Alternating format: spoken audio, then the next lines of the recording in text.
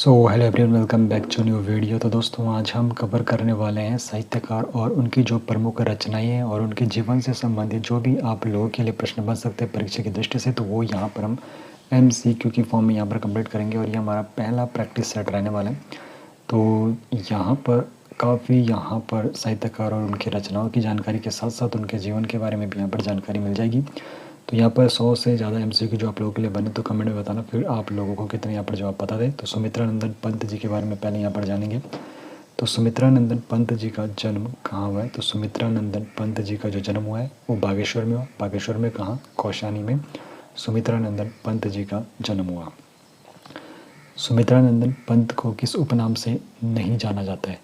तो सुमित्रानंदन पंत जी को उत्तराखंड का आंचलिक कथाकार इस उपनाम से नहीं जाना जाता है। बाकी सुमित्रानंदन पंत जी को गोसाई, रावणरुच और प्रकृति का सुकुमार कवि इन नाम से जाना जाता है। ये भी आपको पता होना चाहिए कि इनको गोसाई, रावणरुच, प्रकृति का सुकुमार कवि के नाम से जाना जाता है सुमित्रानंदन पंत जी को।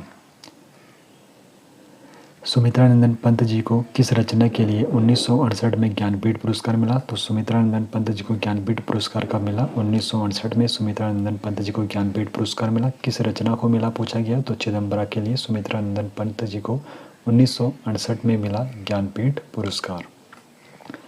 छायावाद का घोषणा पत्र किस रचना को कहा जाता है? तो छायावाद का जो घोषणा पत्र है, तो ये कौन सी रचना है? तो ये है पल्लव। तो इस पल्लव को क्या कहते हैं? छायावाद का घोषणा पत्र पल्लव को कहते हैं। तो पल्लव वो रचना है जिसको छायावाद का घोषणा पत्र कहते हैं। वीणा सुमित्रानंदन पंत की कौन सी रचना है? तो वीणा जो है सुमित्रानंदन पंत जी की रचना है। पहले तो आपको ये पता होना चाहिए वीणा किसकी रचना है। सुमित्रानंदन पंत जी की रचना है और ये इनकी प्रथम काव्य संग्रह है। तो सुमित्रानंदन पंत जी का पहला काव्य संग्रह कौन सा है? तो सुमित्रानंदन पंत जी की जो प्रथम काव्य संग्रह है वो है वीणा।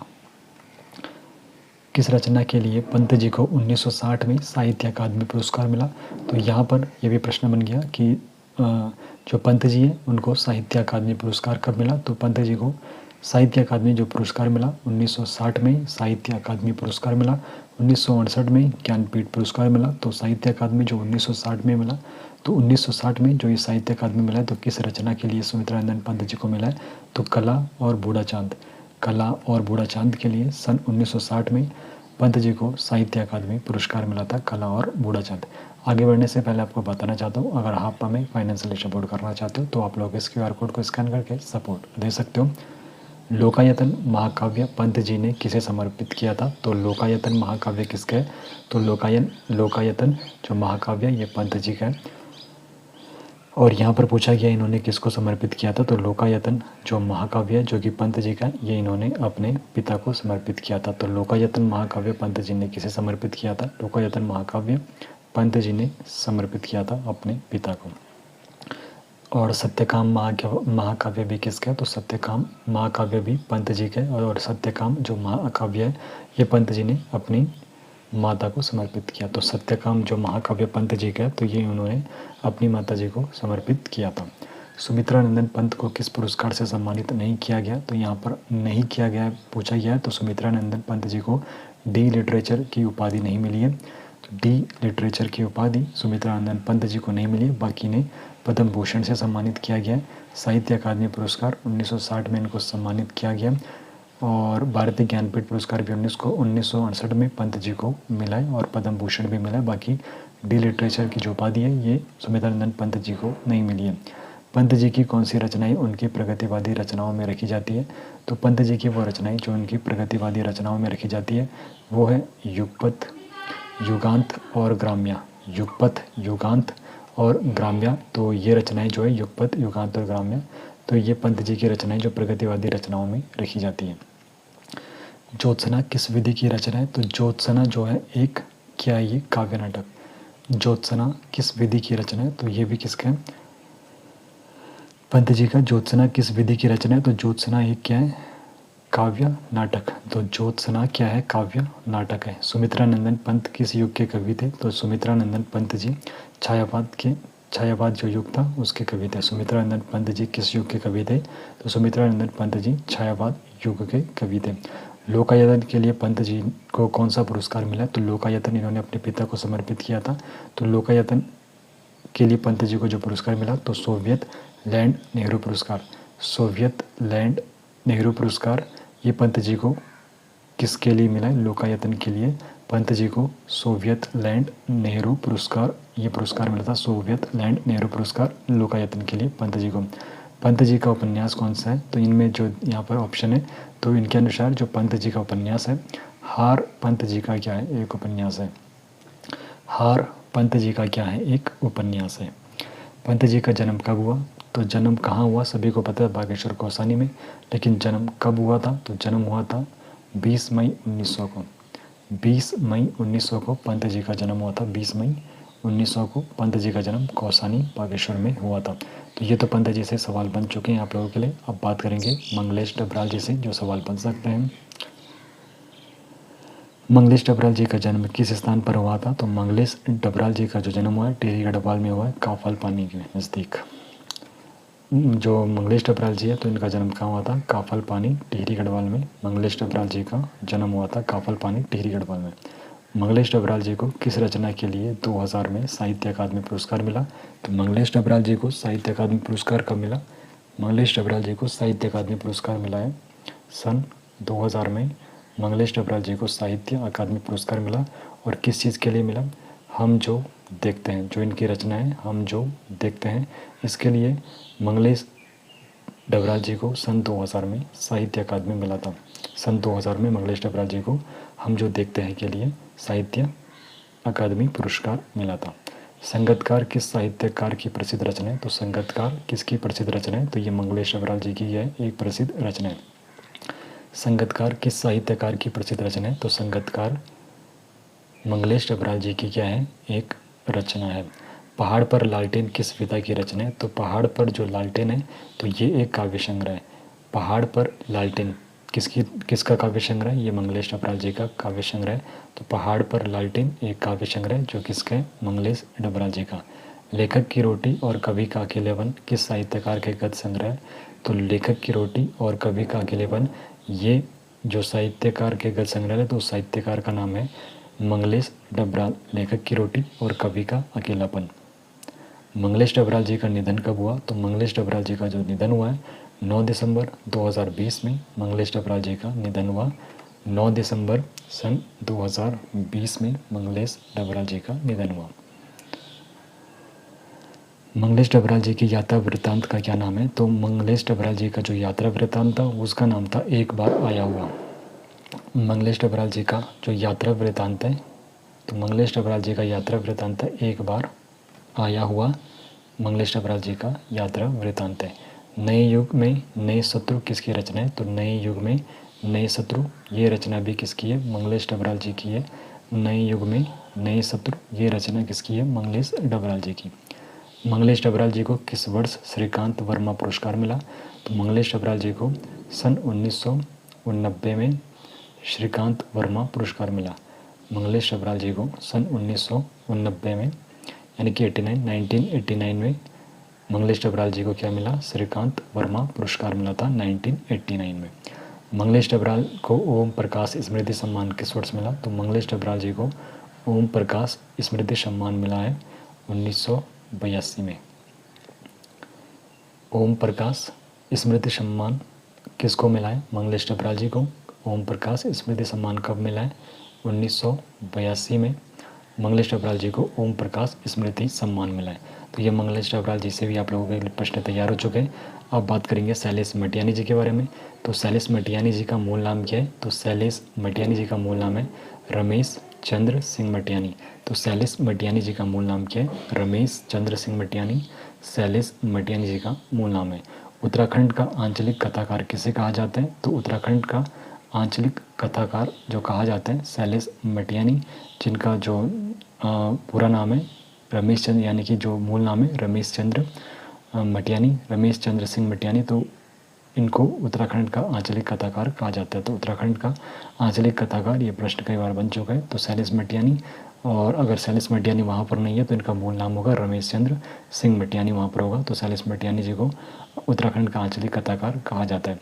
किस उपन्यास के लिए शैलेश मटियानी को 1983 में फणीश्वर नाथ रेणु पुरस्कार मिला था, तो 1983 में शैलेश मटियानी जी को फणीश्वर नाथ रेणु जो पुरस्कार मिला था ये मुठभेड़ के लिए मिला था। शैलेश मटियानी जी को फणीश्वर नाथ रेणु पुरस्कार कब मिला? 1983 में मिला। और किस चीज़ के लिए मिला? मुठभेड़ के लिए शैलेश मटियानी जी को 1983 में फणीश्वर नाथ रेणु पुरस्कार मिला था। शैलेश मटियानी का महाभोज किस विधा की रचना है? तो शैलेश मटियानी जी का जो महाभोज है ये एक कहानी संग्रह है। शैलेश मटियानी का जो महाभोज है तो ये एक क्या है? कहानी संग्रह। महाभोज किसकी रचना है? शैलेश मटियानी जी का। महाभोज क्या है? एक कहानी संग्रह। कागज़ की नाव शैलेश मटियानी की किस विधा की रचना है? तो कागज़ की जो नाव है ये शैलेश मटियानी की एक रचना है। और कागज़ की जो नाव है ये एक क्या है? निबंध। कागज़ की नाव शैलेश मटियानी की एक निबंध रचना है। बोरीवाली से बोरी बंदर तक किसकी रचना है? तो बोरीवाली से बोरी बंदर तक ये रचना भी किसकी है? शैलेश मटियानी जी की। तो ये वाला प्रश्न भी बन चुका है। बोरीवाली से बोरी बंदर तक किसकी रचना है? तो बोरीवाली से बोरी बंदर तक शैलेश मटियानी जी की क्या है? रचना है। शैलेश मटियानी जी को किस वर्ष डी लिटरेचर की उपाधि मिली है? तो शैलेश मटियानी जी को डी लिटरेचर की उपाधि मिली है। किस वर्ष मिली है? 1994 में शैलेश मटियानी जी को डी लिटरेचर की उपाधि मिल चुकी है। सन 1994 में शैलेश मटियानी जी को, जिनको उत्तराखंड का आंचलिक कथाकार भी कहा जाता है, तो शैलेश मटियानी जी को 1994 में डी लिटरेचर की उपाधि मिल चुकी है। मुठभेड़ क्या है? तो मुठभेड़ उनका एक उपन्यास है जिसके लिए इन्हें एक पुरस्कार मिला था 1982 में। आपको पुरस्कार का नाम लिखना है। तो मुठभेड़ क्या है? एक उपन्यास है। किसका है? शैलेश मटियानी जी का ये उपन्यास है मुठभेड़। कुमाऊँ की लोक कथाएँ और चंपावत की लोक कथाएँ किसकी रचना है? तो कुमाऊँ की लोक कथाएँ और चंपावत की जो लोक कथाएँ ये शैलेश मटियानी जी की क्या है? रचनाएँ हैं। कुमाऊँ की लोक कथाएँ और चंपावत की जो लोक कथाएँ हैं तो ये शैलेश मटियानी जी की रचनाएँ हैं। शैलेश मटियानी को किस कहानी संग्रह के लिए प्रेमचंद्र पुरस्कार मिला? तो शैलेश चंद्र जी को प्रेमचंद्र पुरस्कार भी मिल चुका है और महाभोज के लिए इनको प्रेमचंद्र पुरस्कार मिला है। शैलेश मटियानी जी को किस कहानी संग्रह के लिए प्रेमचंद्र पुरस्कार मिला? तो शैलेश मटियानी जी को जो प्रेमचंद्र पुरस्कार मिला तो महाभोज के लिए शैलेश मटियानी जी को प्रेमचंद्र पुरस्कार मिला। जनता और साहित्य किसका निबंध है? तो जनता और साहित्य ये निबंध भी किसका है? जनता और साहित्य निबंध भी शैलेश मटियानी जी का ये निबंध है, जनता और साहित्य। और इनका कागज़ की नाव भी क्या है? एक निबंध है शैलेश मटियानी जी का। शैलेश मटियानी जी का जन्म कब हुआ था? तो शैलेश मटियानी जी का जो जन्म हुआ था 14 अक्टूबर 1931 को शैलेश मटियानी जी का जन्म हुआ। 14 अक्टूबर 1931 को शैलेश मटियानी जी का जन्म हुआ था। राष्ट्रीयता की चुनौतियाँ किसकी रचना है? तो राष्ट्रीयता की जो चुनौतियाँ ये भी शैलेश मटियानी जी की क्या है? रचना है। राष्ट्रीयता की चुनौतियाँ किसकी रचना है? तो शैलेश मटियानी जी की ये रचना है। नर्मदा बहन गंगूबाई किस विधि की रचना है? तो नर्मदा बहन गंगूबाई ये इनका क्या है? उपन्यास है। नर्मदा बहन गंगूबाई किस विधि की रचना है? उपन्यास है। शैलेश मटियानी को लोहिया पुरस्कार किस सरकार के द्वारा मिला था? तो शैलेश मटियानी जी को लोहिया पुरस्कार भी मिला है। और शैलेश मटियानी जी को जो लोहिया पुरस्कार मिला है ये उत्तर प्रदेश सरकार ने दिया था। तो शैलेश मटियानी जी से सवाल बन चुके हैं। अब बात करेंगे शेखर जोशी जी से। तो शेखर जोशी जी से जो सवाल बन सकते हैं, तो शेखर जोशी का जन्म किस स्थान पर हुआ था? तो शेखर जोशी का जो जन्म हुआ ओलिया गांव अल्मोड़ा में इनका जन्म हुआ था। तो शेखर जोशी का जन्म किस स्थान पर हुआ था? ओलिया गांव अल्मोड़ा में शेखर जोशी का जन्म हुआ था। किस कहानी पर चिल्ड्रंस फिल्म सोसाइटी द्वारा फिल्म का निर्माण किया गया था? तो वो कौन सी कहानी थी जिस पर चिल्ड्रंस फिल्म सोसाइटी के द्वारा फिल्म का निर्माण किया गया? तो वो था दाजी। तो वो कहानी कौन सी थी? दाजी। कोशिका घटवार कहानी का मुख्य पात्र कौन है? तो कोशिका जो घटवार है इस कहानी का मुख्य पात्र नायक गोसाई है। नायक गोसाई कोशिका घटवार कहानी का मुख्य पात्र है। गलता लोहा कहानी किस पर आधारित है? तो गलता लोहा जो ये कहानी है जातिगत भेदभाव पर आधारित है। तो गलता लोहा कहानी किस पर आधारित है? जातिगत भेदभाव पर ये आधारित है। अथ मूसक उवाच किस विधि की रचना है? तो अथ मूसक उवाच क्या है? अथ मूसक उवाच एक उपन्यास है। शेखर जोशी को किस वर्ष पहल सम्मान मिला था? तो शेखर जोशी को जो पहल सम्मान मिला था तो 1997 में शेखर जोशी को यह सम्मान मिला था। सात के लोग किसकी रचना है? तो सात के लोग ये रचना किसकी है? शेखर जोशी की ये रचना है। सात के लोग किसकी रचना है? शेखर जोशी की। शेखर जोशी को किस पुरस्कार से सम्मानित नहीं किया गया? तो यहाँ पर पूछा गया नहीं कि तो इनको भारतीय ज्ञानपीठ पुरस्कार से सम्मानित शेखर जोशी को नहीं किया गया। तो कौन कौन से पुरस्कार शेखर जोशी को मिले हुए हैं? महावीर प्रसाद द्विवेदी पुरस्कार मिला हुआ है, साहित्य भूषण ये पुरस्कार भी मिला हुआ है, मैथिली शरण गुप्त शेखर जोशी को ये पुरस्कार भी मिला हुआ है। बाकी भारतीय ज्ञानपीठ पुरस्कार शेखर जोशी को नहीं मिला है। मेरा पहाड़ किस विधि की रचना है? तो मेरा पहाड़ जो है ये एक उपन्यास है। मेरा पहाड़ क्या है? एक उपन्यास है। नौरंगी बीमार है किसकी कहानी है? तो नौरंगी बीमार है ये किसकी कहानी है? शेखर जोशी की कहानी है, नौरंगी बीमार है। तो शेखर जोशी से आप लोगों के लिए ये सवाल बन चुके हैं। अब बात करेंगे शिवानी, जिनको गोरापंत के नाम से भी जाना जाता है। तो शिवानी गोरापंत जिनको कहा जाता है, तो इनसे जो प्रश्न बनते हैं, तो शिवानी का मूल नाम क्या था? तो इनका जो मूल नाम था गोरापंत था। इनका मूल नाम क्या था? गोरापंत। और शिवानी का जन्म कहाँ हुआ था? तो इनका जो जन्म हुआ राजकोट गुजरात में इनका जन्म हुआ था। शिवानी की रचनाओं में किस क्षेत्र की लोक संस्कृति की झलक देखने को मिलती है? तो शिवानी की जो रचनाएं थी तो किस क्षेत्र की लोक संस्कृति की झलक देखने को मिलती है? तो कुमाऊँ क्षेत्र की लोक संस्कृति की झलक इनकी रचनाओं में देखने को मिलती है। चल खुश रहो अपने घर किस विधि की रचना है? तो चल खुश रहो अपने घर ये एक क्या है? उपन्यास। तो चल खुश रहो अपने घर किस विधि की रचना है? तो ये क्या है? एक उपन्यास। शिवानी को किस वर्ष पद्मश्री सम्मान से सम्मानित किया गया? शिवानी को पद्मश्री सम्मान मिल चुका है। किस वर्ष मिला? 1982। 1982 में शिवानी को पद्मश्री सम्मान से सम्मानित किया गया है। सुनाहू तात्या और अमर कहानी किस विधि की रचनाएं हैं? तो सुनाहू तात्या और अमर कहानी ये क्या है? आत्मकथा। तो सुनाहू तात्या और अमर कहानी किस विधि की रचना है? तो ये क्या है? आत्मकथा। चरवन और यात्रिक किस विधि की रचनाएं हैं? तो चरवन और जो यात्रिक है ये क्या है? यात्रा वृत्तांत। चरवन और यात्रिक तो ये क्या है? यात्रा वृत्तांत। कृष्णकली और कालिंदी किस साहित्यकार के उपन्यास है? कृष्णकली और कालिंदी जो है ये शिवानी की क्या है? उपन्यास है, कृष्णकली और कालिंदी। शिवानी का निधन कब हुआ था? तो इनका निधन हुआ 21 मार्च 2003 को। शिवानी जी का निधन कब हुआ? 21 मार्च 2003 को इनका निधन हुआ। पुष्पहार किस विधि की रचना है? तो पुष्पहार ये क्या है? एक कहानी संग्रह। पुष्पहार क्या है? एक कहानी संग्रह। अब बात करेंगे पीताम्बर दत्त बड़तवाल जी के बारे में। तो पीताम्बर दत्त बड़तवाल जी का जन्म किस स्थान पर हुआ? तो पीताम्बर दत्त बड़तवाल जी का जो जन्म हुआ है वो पौड़ी गढ़वाल में हुआ, पाली गाँव में। पीताम्बर दत्त बड़तवाल जी का जन्म पाली गाँव में जो कि पौड़ी गढ़वाल में वहाँ पर हुआ था। हिंदी साहित्य में डी लिटरेचर की उपाधि पाने वाले प्रथम व्यक्ति कौन थे? तो हिंदी साहित्य में डी लिटरेचर की उपाधि पाने वाले जो प्रथम व्यक्ति थे वो पीताम्बर दत्त बड़तवाल जी थे। गोरखवाणी और रूपक रहस्य किसकी रचनाएं हैं? तो गोरखवाणी और रूपक रहस्य ये पीताम्बर दत्त बड़तवाल जी की क्या रचनाएं? गोरखवाणी और रूपक रहस्य किसकी रचनाएं? पीताम्बर दत्त बड़तवाल जी की। पीताम्बर दत्त बड़तवाल को किस विश्वविद्यालय के द्वारा डी लिटरेचर की उपाधि मिली थी? तो इनको काशी विश्वविद्यालय के द्वारा डी लिटरेचर की उपाधि मिली थी पीताम्बर दत्त बड़तवाल जी को। हिंदी साहित्य में निर्गुणावाद संप्रदाय किसकी रचना है? तो हिंदी साहित्य में निर्गुणावाद संप्रदाय ये रचना किसकी है? पीताम्बर दत्त बड़तवाल जी की ये रचना है निर्गुणावाद संप्रदाय।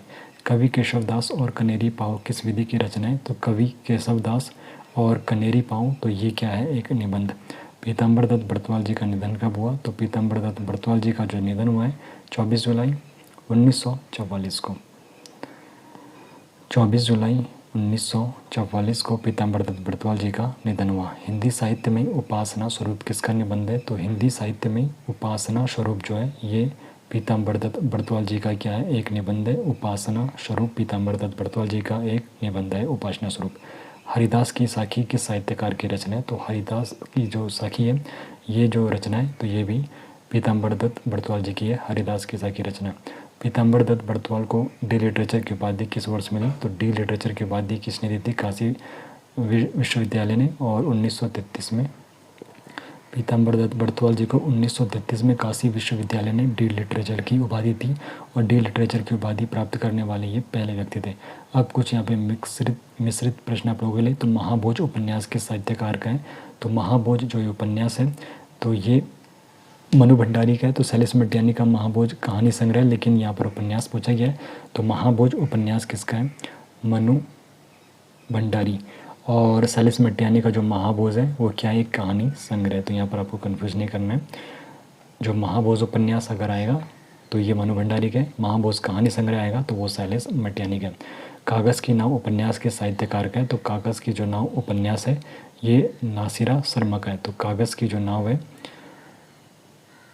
यहाँ पर उपन्यास पूछा गया तो कागज़ की नाव उपन्यास किसका है, नासिरा शर्मा का। और अगर निबंध आएगा तो कागज़ की नाव निबंध किसका है, शैलेश मटियानी जी का। तो यहाँ पर भी आपको कंफ्यूज नहीं करना है क्योंकि सेम सेम नाम है, लेकिन यहाँ पर डिफरेंस क्या है, ये कागज़ की नाव उपन्यास नासिरा शर्मा का है और कागज़ की जो नाव निबंध है वो शैलेश मटियानी जी का है। लोकायतन के लिए सुमित्रानंदन पंत को कौन सा पुरस्कार मिला था, तो लोकायतन जो कि इन्होंने अपने पिता को समर्पित किया था, तो सोवियत लैंड नेहरू पुरस्कार इनको मिला था लोकायतन के लिए।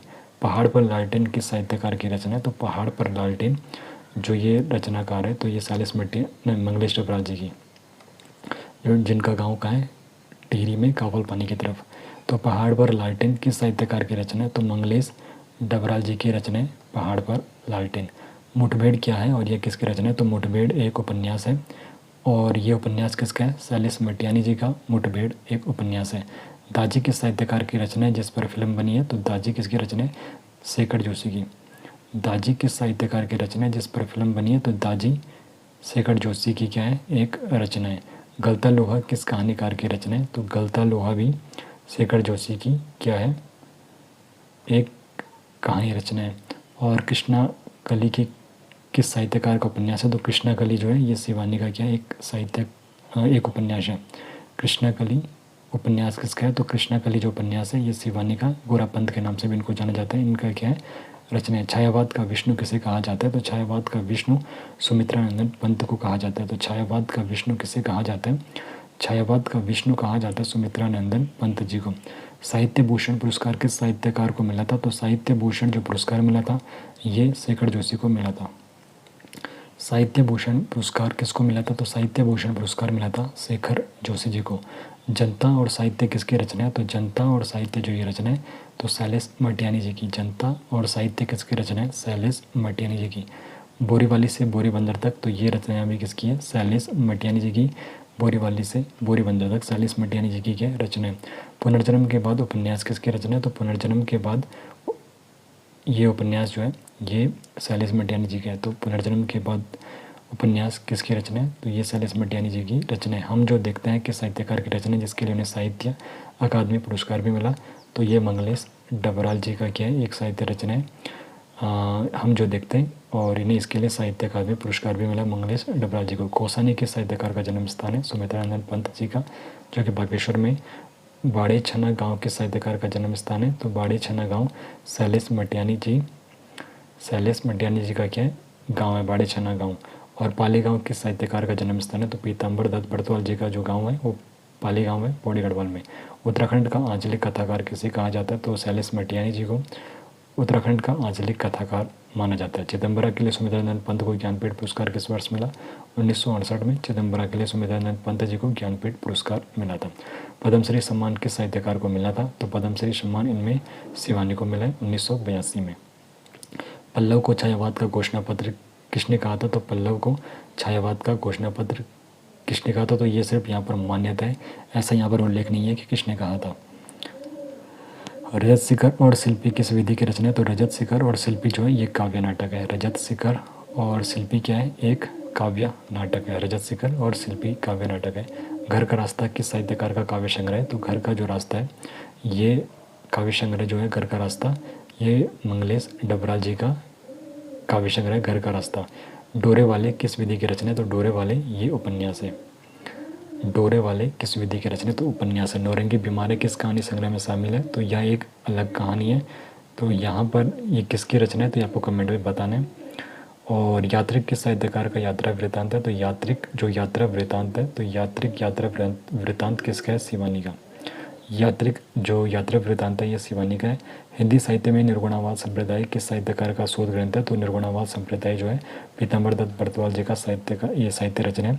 चिदम्बरा और पल्लव दोनों किस विधि की रचना है, तो चिदम्बरा और जो पल्लव है ये क्या है, काव्य संग्रह। चिदम्बरा और पल्लव क्या है, काव्य संग्रह है। किस साहित्यकार को श्रमजीवी साहित्यकार भी कहा गया, तो शैलेश मटियानी को श्रमजीवी साहित्यकार भी कहा गया। तो श्रमजीवी साहित्यकार किसको कहा गया, शैलेश मटियानी जी को। शैलेश मटियानी पुरस्कार किस क्षेत्र में दिया जाता है, तो ये शिक्षा यानी कि शिक्षकों को शैलेश मटियानी पुरस्कार दिया जाता है। पुष्पहार किस साहित्यकार का कहानी संग्रह है? तो पुष्पहार जो है ये शिवानी का क्या है? कहानी संग्रह है पुष्पहार। और अथ मूषक उवाच किस विधि की रचना है और यह किसकी है? तो अथ मूषक उवाच तो ये उपन्यास है। अथ मूषक उवाच ये उपन्यास है और किसका है? ये शेखर जोशी का। अथ मूषक उवाच ये एक उपन्यास है और शेखर जोशी का है। तो ये आपके 100 से भी अधिक प्रश्न बन चुके हैं और यहाँ पर से इन साहित्यकार और इनकी रचनाओं और इनके जीवन काल के बारे में आप लोगों को काफ़ी ज़्यादा यहाँ पर इन्फॉर्मेशन भी पता होगी और अब आप लोग यहाँ पर इसको कभी भी भूलने वाले नहीं हो।